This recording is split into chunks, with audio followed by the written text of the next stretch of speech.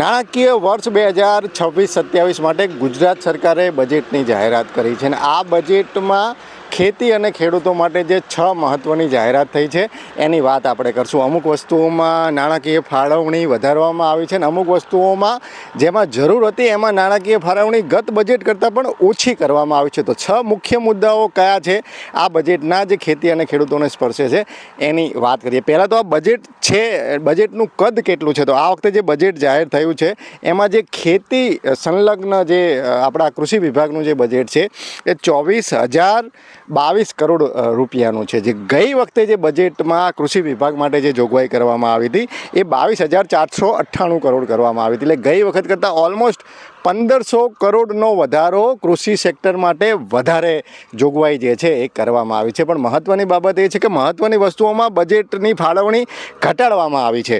તો જે કૃષિ યાંત્રિકીકરણ છે એટલે કે આપણને ટ્રેક્ટર, રોટોવેટર, પ્લાવ ખરીદવા માટે જે સહાય મળે છે એ સહાય માટે જે ફાળવણી કરવામાં આવી છે એ આ વખતે 1,565 કરોડની કરવામાં આવી છે અને જે ગત વર્ષે જે ફાળવણી કરવામાં આવી હતી એ 1,612 કરોડની કરવામાં આવી હતી. અને આ વર્ષે પણ જે ફાળવણી કરવામાં આવી છે એમાં અડધાથી વધુ ફાળવણી ટ્રેક્ટર માટે કરવામાં આવી છે. કારણ કે ટ્રેક્ટર ઉપર હવે જે સહાય મળે છે એ 1 લાખ રૂપિયા ગત વર્ષથી કરી દેવામાં આવે. એટલે ટ્રેક્ટર જે કુલ સહાય છે એમાં અડધાથી વધુ સહાય તો ટ્રેક્ટર સહાયમાં જાય છે. તો પ્લાવ, રોટોવેટર, થ્રેસર એ બધા જે ઇમ્પ્લિમેન્ટ છે એના માટે સહાય પ્રમાણમાં ઓછી પડે છે એવી ખેડૂતોની ફરિયાદ હતી. એટલે આશા હતી કે બજેટમાં આમાં વધારો કરવામાં આવશે પણ કંઈ ખાસ વધારો એમાં થયો નથી. ગત બજેટ કરતાં પણ આમાં ઘટાડો થયો છે. તો અહીંયા યાંત્રિકીકરણમાં ફાળવણી ચોક્કસ થઈ છે પણ ઘટાડો થયો છે.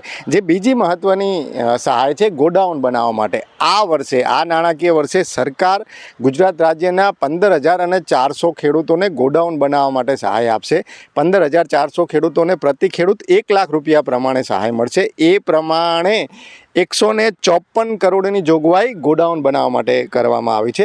બીજું 0% જે પાક ધિરાણની વાત કરવામાં આવે છે જેમાં એક હિસ્સો રાજ્ય સરકારનો, એક હિસ્સો કેન્દ્ર સરકારનો હોય છે. એમાં જે રાજ્ય સરકારનો હિસ્સો છે એના માટે 1,559 કરોડની જોગવાઈ કરવામાં આવી છે. આમાં ઘણા ખેડૂતોને આ હિસ્સો મળતો નથી પણ સહકારી બેન્કો છે કે તમારી ડિસ્ટ્રિક્ટ બેન્ક છે એના દ્વારા જો તમે ધિરાણ લેશો તો તમને રાજ્ય સરકાર અને કેન્દ્ર સરકાર બંનેનો જે હિસ્સો છે એ મળવાની સંભાવના છે અને તમને ખરા અર્થમાં જે 0% છે એ મળવાની સંભાવના એ દ્રષ્ટિએ વધુ રહેલી છે જો ડિસ્ટ્રિક્ટ બેંક પાસેથી લેવામાં આવ્યો છે. તો પછી જે ચોથી મહત્ત્વની જાહેરાત છે બાયો સીએનજી પ્લાન્ટ. આપણા 4 ઝોનમાં બાયો સીએનજી પ્લાન્ટ બનાવવામાં આવશે. સહકારી મંડળીઓને આના માટે સહાય આપવામાં આવશે.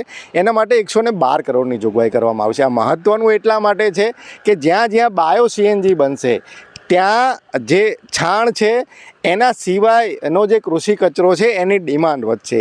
એટલે કે સીધી રીતે નહીં પણ આડકતરી રીતે એ વિસ્તારના ખેડૂતોને ફાયદો થશે. તો બાયો સીએનજી માટે 112 કરોડની ફાળવણી અહીંયા કરવામાં આવશે. આપણા 4 ઝોનમાં બાયો સીએનજી ઊભા કરવામાં આવશે.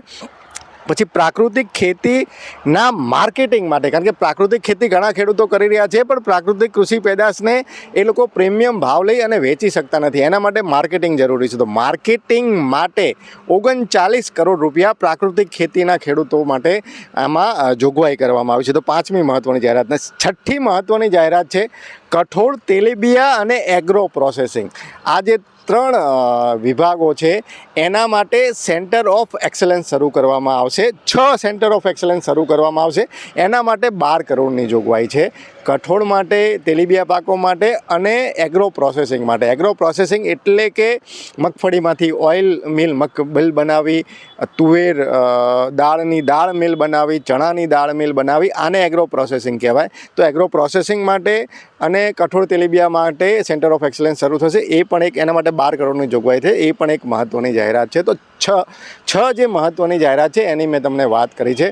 આમ જે બજેટની ફાળવણી છે કુલ એમાં વધારો કરવામાં આવ્યો છે. સુજલામ જે યોજના છે એમાં એની ફાળવણીમાં પ્લસ ડ્રીપ ઇરિગેશન છે એની વાત કરવામાં આવી છે, બાગાયત ખેતીની વાત કરવામાં આવી છે.